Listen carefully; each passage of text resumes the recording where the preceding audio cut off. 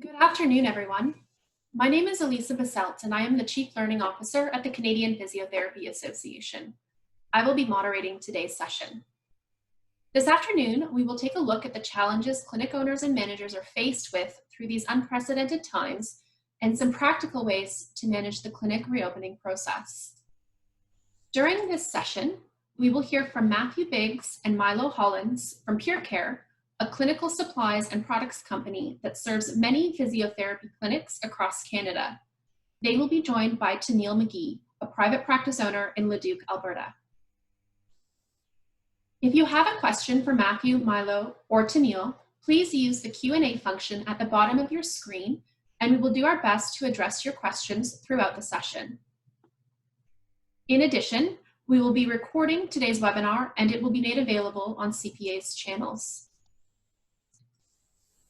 Before I introduce our speakers, I would like to acknowledge that provincial and federal governments are looking to reopen the economy in a way that best fits with the specific realities within their regions.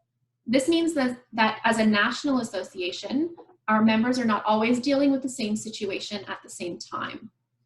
Therefore, in addition to today's session, we will continue to support physiotherapists as these situations develop and as you rise to the challenge of reopening clinics.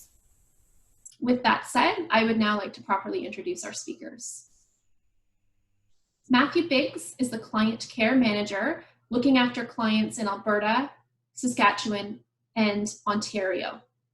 Milo Hollins is the Business Development Manager who works to strategize PureCare's development and growth and works with clients in BC. And Tennille McGee graduated from the University of Alberta in 2003, and she just recently celebrated her 17th year at Leduc Physio. Over the years, Leduc Physio has grown and is now home to 8 physiotherapists, 5 massage therapists, 2 kinesiologists, and 10 support staff. To get started, our panel will be discussing ways in which clinic owners can manage patients through this period, followed by a discussion on how clinic owners should use this time to prepare for reopening. I will now turn it over to Milo to begin. Thanks a lot, Elisa. Really appreciate the introduction. Hello, everyone. Really appreciate your time in joining today's webinar, and we trust that you get some beneficial tips for the days ahead. Our first point that we'd like to cover today on the next slide is the success in the telehealth era. Over the recent weeks, our team and Matt and I have been in contact with many clinic owners and physios across the country and have received some very encouraging feedback around telehealth. Clinics have had to adapt fast and accept change more than ever. It really is a new experience also, not only for the physios, but also for patients who have a certain expectation as to what physiotherapy is. So telehealth is a journey, and some of the feedback we would like to share from different ones that we've been in contact over the last few weeks is for clinics to be encouraged to get on board with the journey. And one clinic owner was encouraging other colleagues and different clinics in his area to really just make a start and keep things simple. And obviously it won't be perfect to begin with, and there will be some bumps along the way. But he said that the more his team did the telehealth, the more use and more streamlined it became. So I thought that was some good feedback to share to anyone that currently isn't doing telehealth, but considering it in the days ahead. So PureCare is very privileged to have Tennille join us on the call today. And Tennille, I wondered if you would be able to share with the guests on call today with some of your experience that you've had over the last recent weeks with telehealth. Sure, absolutely. I'm certainly not an expert, but I'm in the same boat as everyone else here, and I'd be more than happy to share my story. So I'll start way back in the vintage days, which was 7 weeks ago. We realized very early on in the middle of March that closing our doors was soon going to be our fate. So there was no question that we would try and navigate the telehealth process, even though we had no idea how we'd do it, if it would work, or if insurance would even accept it. By March 18th, we were signed up for telehealth and ready to take appointments. And we decided to stop the bleeding a few days earlier than other clinics in Alberta, and we closed our doors a couple days early. This gave us a chance to lay off our staff. We kept on staff our very best receptionist, who is amazing on the phone, and our kinesiologist to continue with our social media. We took a different approach to telehealth than many other owners, and what we did was we contacted every single adjuster, lawyer, and doctor we had a phone number for. It didn't matter if we had an open claim with them or not. We contacted everyone at WCB, MVA, disability claims, lawyers, and we explained to them what our plan was and how we plan to help. To be honest, most of them laughed at us, hung up the phone, and we didn't hear from them again. By March 20th, we were up and running. We had the exact same experience as probably everyone else in the world. It was slow, we had technical issues, we hated transferring, sitting at the computer all day, and it felt awkward. But I think at the beginning, what most of us felt is that we doubted our value. Very quickly, we learned that not only was telehealth very valuable, but our patients were actually starting to get better, and some of them were even preferring this type of treatment. For an example, my husband assessed a young woman in her 30s. She presented with severe discitis symptoms, extreme lateral shift. She had obviously done very well with manipulation and IMS in the past, but she was willing to adhere to this type of program. Within 24 hours, she reported an 80% decrease in her pain and regained most of the motion in her lower back. So the question my husband and I had for each other is why?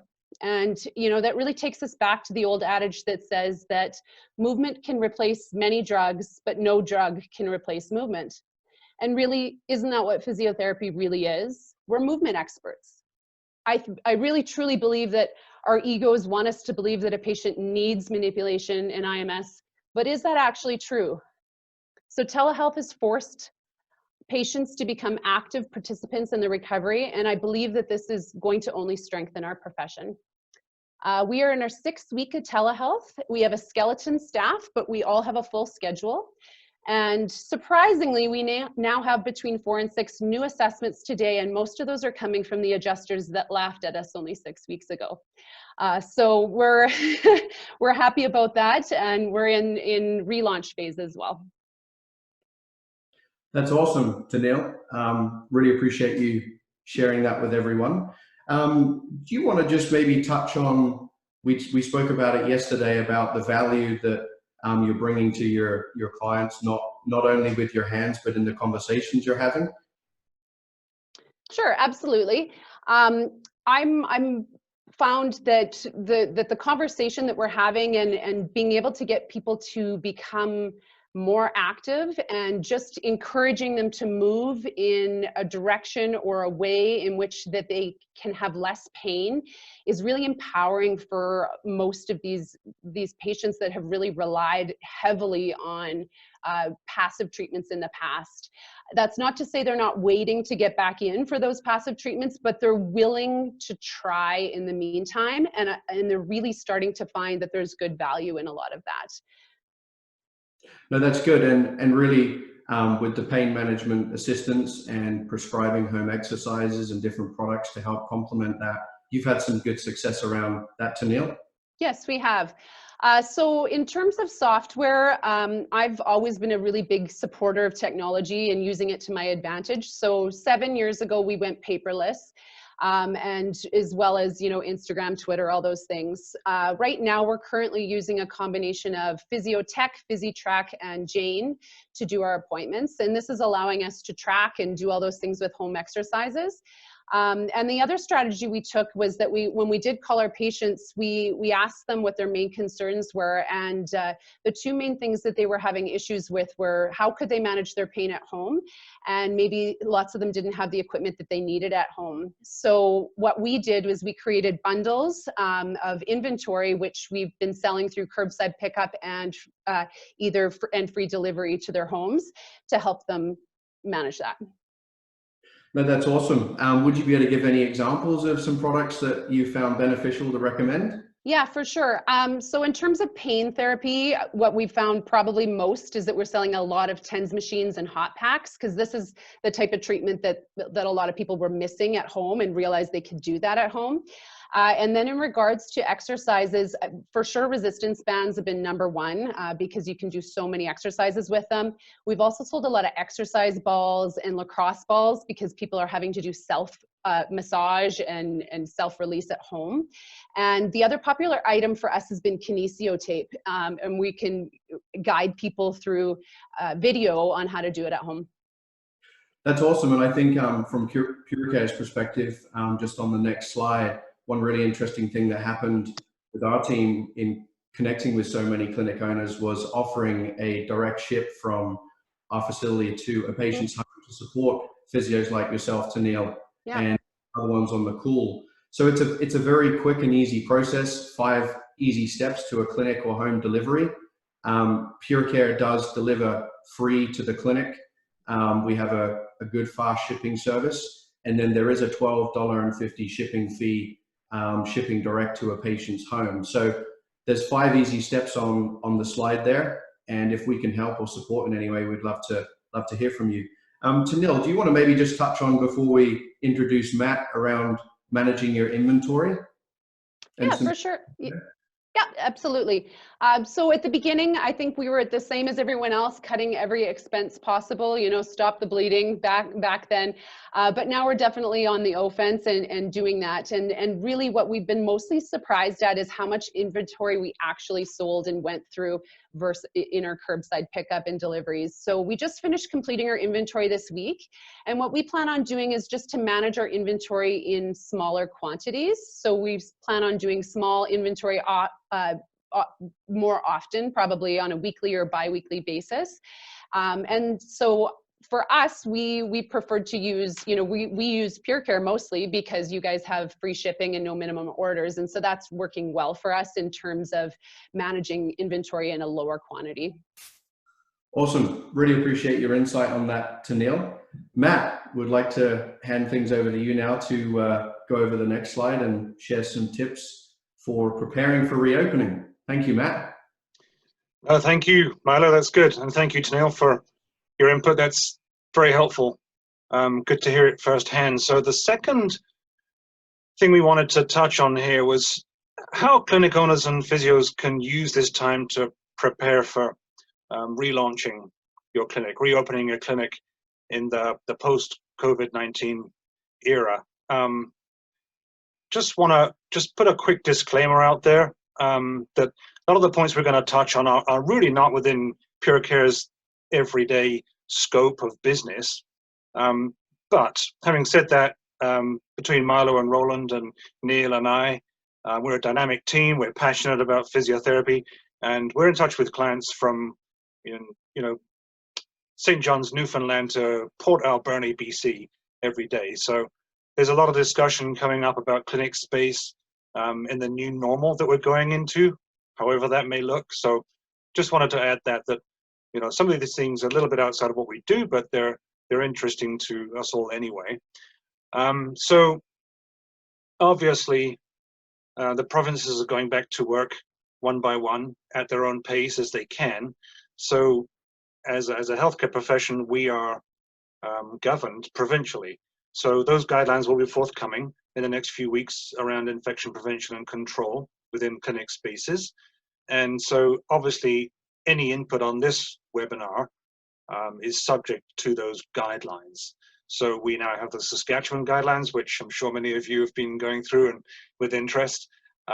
Hopefully we get Quebec soon, and I understand BC might be coming out with something soon as well. So those are very important to go through carefully and look at what the governing body in your area is saying. First point I wanted to make was just to look at the layout of the clinic. Just look at how patients are greeted and processed with minimal contact and acceptable distancing. A lot of sneeze guards are going up. These are great. They can be custom made. They can be custom attached to the reception counter. And they can also be mobile. So there's some mobile ones out there that you can place on reception, but you can also place them in treatment areas. So for things like hand therapy, they're perfect because they have like a transaction opening in the lower part. You can put your arm through for hand therapy, wrist work, and so on. So they're really great. Now, talking with you before, Tanil, I know you had mentioned some ideas and changes you were going to put into place around the reception area. Would this be a good time for you to chat about that? Sure, yeah, I would love to share. So our clinic is going to adopt what we're going to call a virtual waiting room. And what that means is that any of the transactions that would normally happen with the receptionist at the front desk will actually be happening over the phone or over email ahead of time. So credit cards will be put on file, all insurance information will be done, whether we need to contact adjusters or any of those sorts of things, that will happen ahead of time. We're eliminating the waiting room completely. There will be no chairs in our waiting room whatsoever. So when people come up to the front, we will have a check stop with 3 stations. Number 1, basically making sure that the person is not sick. They haven't had any of those symptoms. Number 2 is going to be that they apply hand sanitizer and put a mask on. And then number 3, have their temperature taken and recorded. After that point, as long as all of those things are okay, then the patient will be asked to go directly into room 1 or room 3 or whichever and wait for their physiotherapist. And we are going to stagger the appointment time so that no one has the same appointment time, so that there will be no contact between patients. And then we've spread out our clinics so that we can accommodate that as well. Cool. Sounds like a pretty good plan. So one thing I wanted to touch on was whether patients can access PPE easily and automatically. And that's a good point that you bring up, Tanil, about having a checkpoint. So it's a good way of setting up a physical area for them to issue face masks and maybe foot protection, gloves, whatever you want to add before entering the treatment area. So one point which I noticed came up on the Saskatchewan guidelines was wayfinding, and that's really important. Look at ways of providing wayfinding through floor decals or wall decals for social distancing when waiting in line, maybe, or accessing the treatment area. If there's areas which are out of bounds, say your kitchen area, the bathrooms, these should be marked very, very clearly. You do not want cross-contamination going on in those areas. And then once you're in the treatment area, there's a lot of ways you can look at separating those areas. So for open plan clinics, which we see a lot of across the country, this will be a concern because provincial guidelines are still looking like they're aiming for a 2-meter boundary between people. So that's going to be an issue where you're looking to maximize your space within the treatment area. This can be remedied though by providing some physical barriers which are available. We can chat one-on-one on that if you like. There's certain products out there which are translucent, which allow natural light into the working area. And the main advantage, of course, is to free up treatment space and allow your clinic to run as close to capacity as possible. These things will really, really benefit your bottom line. So it's important to look at how you can maximize your space best you can. Sanitization. Look at the resources your clinic has to offer for hand sanitizing. There's some freestanding options out there which are coming onto the market, which are really nice, which means you can place them wherever at the checkpoint as the patients come in. And look at the layout of the clinic again. I noticed that Saskatchewan suggests a one-way traffic flow plan, if you can. And I know of several clinics where that will be possible and many, many more where it is not possible. But it's something to think about. Look at ways you can process people thoughtfully and carefully. And at which points along the route can the patients wash their hands? There should be ready access to hand sanitizer as well as sinks with warm or hot water if possible so that they can wash their hands properly without accessing your clinic washroom facilities. You do not want to go into your kitchen, your washrooms, contacting door handles, toilets, handles, light switches, all that kind of thing. So there's even some mobile wash stations available that can be positioned strategically in the clinic for warm water for a proper hand sanitization. So there's some really good products coming onto the market. If you're a tenant in a multi-use building, maybe check with your landlord to see how they're managing the public areas like staircases and elevators and cleaning touch points like door handles and things like that. These are good conversations to have with the property manager. And even look at air quality within the clinic space. Again, this is provincially mandated, so you need to check with your governing body as to what their expectations are. But the main concern will be around the circulation of air within the treatment space. For physiotherapy clinics, it's not that stringent. It's not much different to any other general health space or an office space. So compared to like a dental operatory, it's quite low acuity. But you're gonna need to think about things like filtration, because COVID-19 is potentially an airborne pathogen. So there are HEPA filters available for return air ducts, which you can chat to your HVAC guy about. So these are all good conversations to have and things to think about. And then finally, ensure you have a good cleaning schedule in place with your cleaning company or contractor, or maybe you do it yourself, but make sure you're managing that correctly and that you have the supplies to support it. Again, I noticed that Saskatchewan have a complete section on sanitization of physiotherapy spaces, so they're fairly specific. But I've also noticed that some guidelines are not that easy to follow, and they can have several meetings. So it's good to have a conversation with your local representatives to check with them as to what they actually mean by what they say. I wondered, Tanil, if you had any other points you could add on re-entering the physical space at this time? Yeah, sure. Obviously, we've ran through this a few times, and it'll be interesting once we actually get bodies in here. But yeah, things for sure, our plan is to not open our public washroom or our gym at this time. So the patient will only be allowed in their room, and that's it. And we are limiting appointment times. So each appointment is 30 minutes, and then you leave and then go in with the next one. And we're going to do an hour appointment for an assessment, just to make sure that we have enough time to sanitize and things like that in between.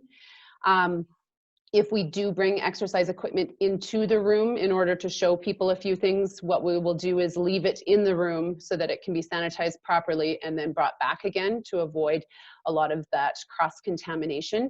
But I do feel that we will still continue to use the software, PhysiTrack, Physiotech, whichever one you're going to use, in order to prescribe the exercises and have most of this done at home, and really only limit what really needs to be done in the clinic. Awesome. And your gym is going to be closed as well. I think you mentioned that already. Yeah. Because I suppose they are a specific point, aren't they, which are added in the provincial guidelines. I think they're mainly coming in stages 2 or 3, aren't they? Yeah. So there's no dates on those yet. Mm-hmm. One other thing for sure is that we will only allow people in that have an appointment, so they won't be bringing in their kids or anything like that, unless they have a caregiver and they have to come in. That would be our only reason that we would let a second person in. Okay, very good. That makes a lot of sense. Mm-hmm. Anything else, Miley, you wanted us to touch on that point? No, I think that's awesome, Matt and Tanil. Some really good insight and some good tips. Tanil, you had mentioned yesterday that you were also trying to maximize your phone contact with your clients prior to them coming into the clinic. Would you be able to share anything on that, please? Yeah, so basically I've been training my receptionists this week in converting all of the things that they would normally do in contact with the patient ahead of time. And so we're writing up scripts and creating documents that is going to explain to people, you know, how this is going to go. And you know, what's surprising is after a long conversation with people, some of them are saying, you know what, I'd actually just rather do the virtual appointment. It seems easier. I can stay at home. It's safer, you know, all of that sort of stuff. And so we're actually starting to see a bit of that hybrid approach happen as well. But we will be doing things like intake forms, insurance claims and all of that type of stuff over the phone.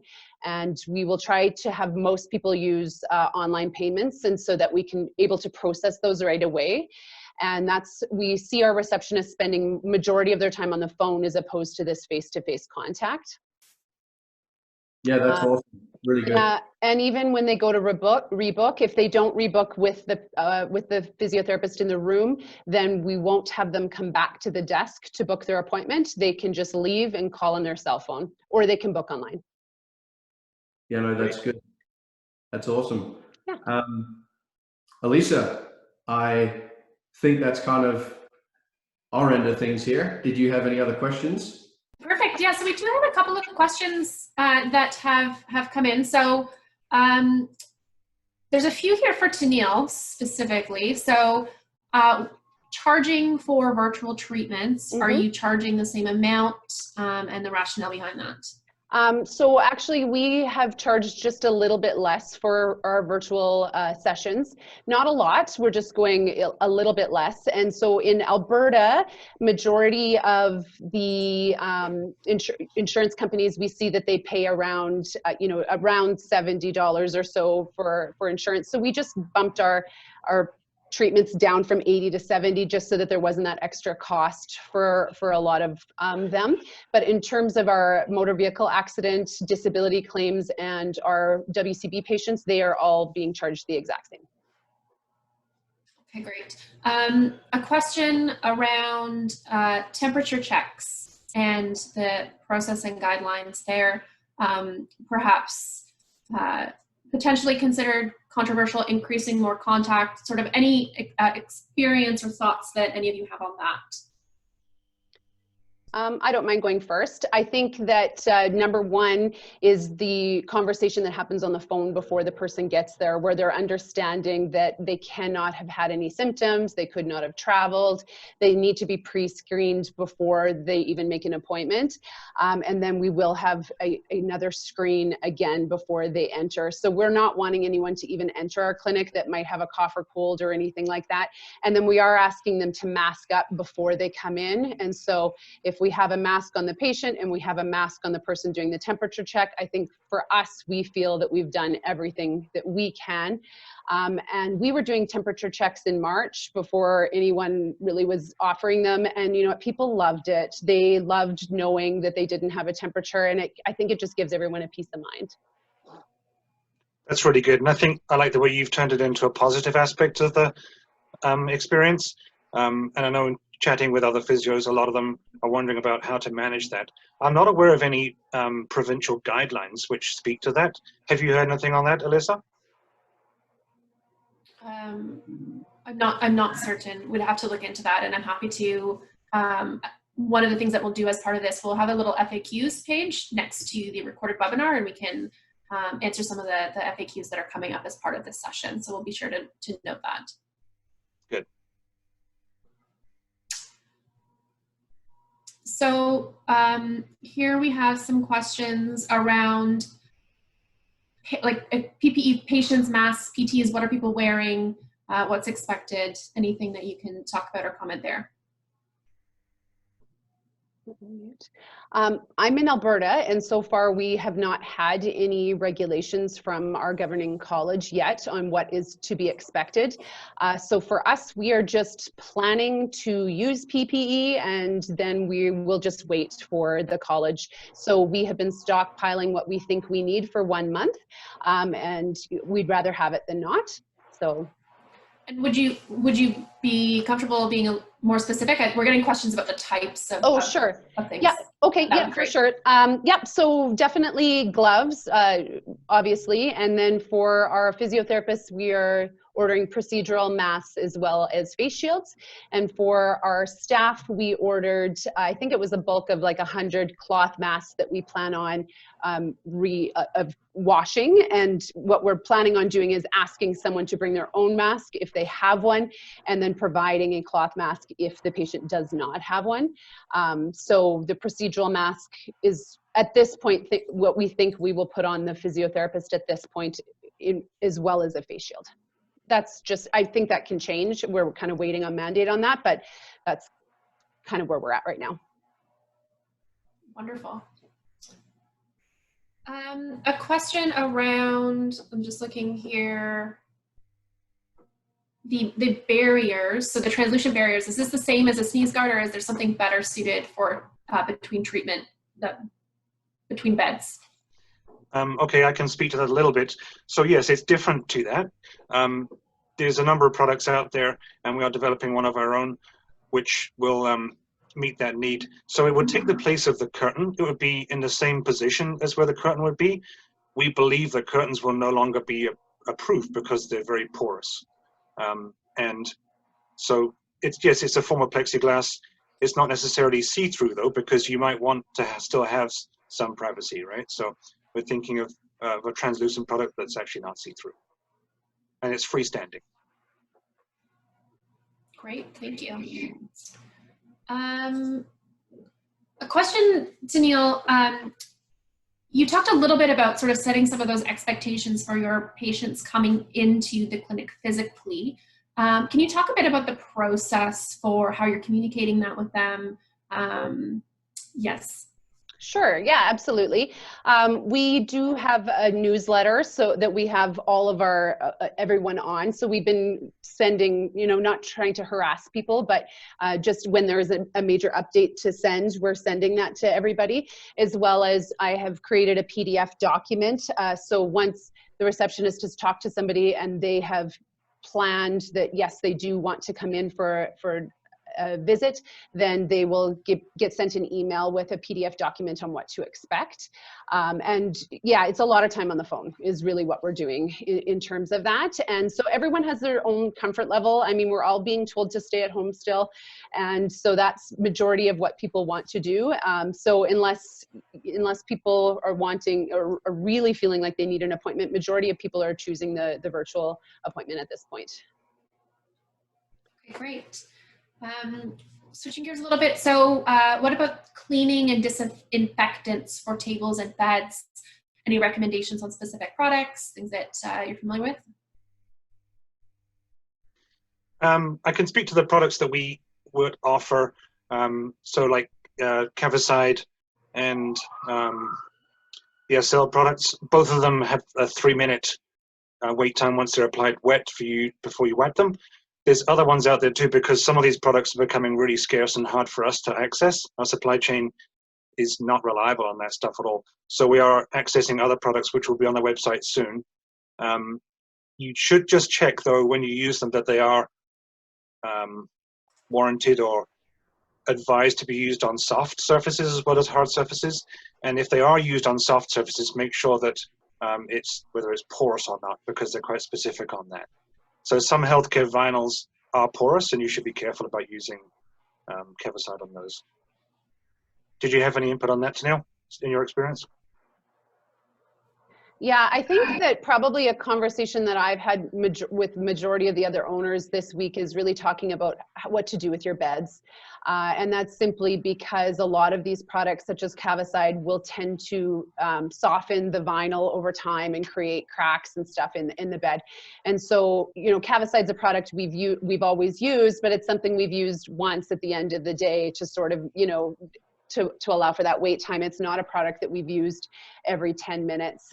So there's been some interesting conversations over whether or not we should be using sort of like a massage sheet or something over top of the bed, another type of protectant in terms of that. And we really haven't decided entirely what we're going to do. I've been looking at the SL, the disinfectant that you guys choose, and that one seems to be a little bit better on some of the vinyl surfaces. But we have also looked into possibly getting a massage linen type cover with a face hole, and just seeing if we can make that possibly work, just to help with the in-between patients. So those are just some ideas that we have. I don't know if it's right or not, but that's kind of the conversations I'm having right now. Some clinics also are using a table paper as well as an extra barrier. Mm-hmm. Yeah, for sure. Janelle, you might have touched on this, but there's a couple questions in terms of the checkpoints and masks for patients. Yep. And the process for that. Yeah, for sure. So when we're talking to people on the phone, we're going to encourage them to bring their own face mask, their own protection. If they come in and they do not have one, then we will have cloth masks for them, which we've already ordered. But our preference would be that somebody brings their own protection in if they can. And I think the majority of people are understanding of this at this point. So far, people have been okay with it.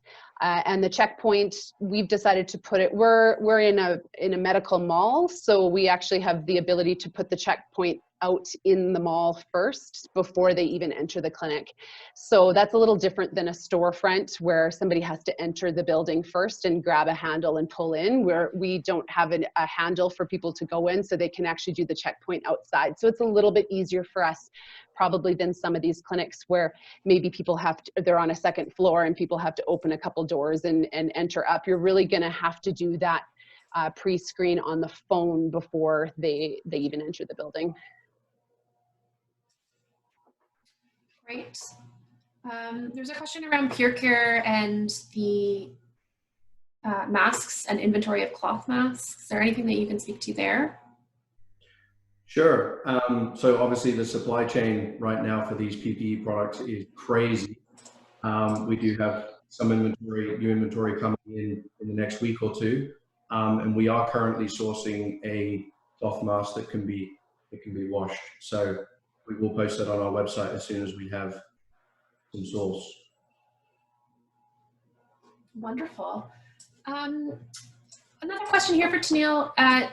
As you've talked a lot about, here are some of the things that we're putting in place to get up and running. I'm curious as to what that sort of assess and reassess process looks like, and what you're planning to do as you find things that could be tweaked or that might work better than others. Yeah, for sure. So what we're planning on doing is having a OHS weekly meeting every week. And to be honest, it probably might almost be daily to begin with. I anticipate that I will be in the clinic 14 hours a day the first week, just making sure that everyone is doing everything appropriate. But long term, yes, we're going to do OHS. We do hire an external HR consultant, and so I have been working with her to make sure that I'm not missing anything, and I will be having her come in and do an external audit of how we're doing as well. So that's kind of our plan. Wonderful. I think we've covered many of the questions and the key themes that are emerging in the questions. I wanted to see if there's anything, as we sort of start to wrap up, Milo, Matthew, or Tennille, if there's any kind of closing remarks or anything that you want to leave our attendees with as we wrap up. Yeah, so I mean, I think for me, obviously, this is emerging and changing on a daily basis, and I think this is the same for everybody. One thing that I found super helpful is just having cool conversations with other clinic owners and their ideas, and I'm more than willing to chat with anybody if anyone wants to talk about things.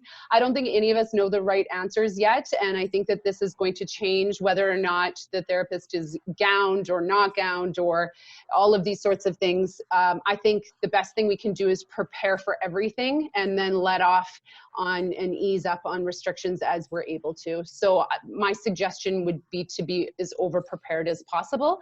But I also love hearing input from other people as well, because certainly none of us are an expert here. No, that's so true. I think, again, as you said, we're going into such a new arena here that we've never met before. So we're trying to roll with it as we go, and we're very interested in your input. We've actually put a link on the flyers which go out, which ask for input from any physios, and we'd encourage you to fill that smart sheet in and get stuff back to us, because that's really going to shape the market as we move forward. None of us can see into the future, and we're finding out as we go along. Also, look out for the provincial guidelines as they come along. I noticed that on a question someone asked for the Saskatchewan ones, and they are available on the Saskatchewan government website, but I can send you the link if you need it. But the main thing is to follow along with your provincial guidelines. That's awesome, guys. We really appreciate what the CPA is doing. And, you know, as both Tennille and Matt said, this is uncharted waters, and they're here to support the members, and we're just very pleased to be able to give something back to the industry that has helped hundreds and hundreds and hundreds of Canadians over the years. So our team is passionate and ready to support and assist wherever we can. And Elisa, I just wondered if we could end with a good Winston Churchill quote. Yes, of course. So you want Alison to bring it back up? Sure. We can do that. And just in the meantime, while she's doing that, everyone, I have put Milo, Matthews, and Tennille's emails in the chat box. You are more than welcome to reach out to them. I know that they'd love to take any other questions or comments afterwards. Awesome. So the quote of the day: success is not final, failure is not fatal. It is the courage to continue that counts. So keep going. There is a way through this, and we're all here to help one another and come together because we are truly stronger together. Thank you, Elisa. Thank you, Tennille. Thank you, guys. Thank you so much, everyone. And that wraps things up. So take care and have a great afternoon.